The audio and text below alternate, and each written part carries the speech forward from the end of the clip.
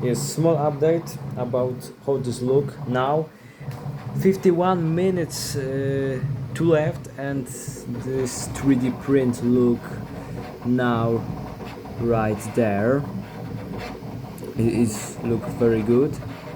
It seems like the finished model, but we have a few layers left. Yes, and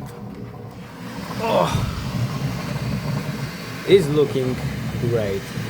This will be this 3D printed nest stand for this dragon right there.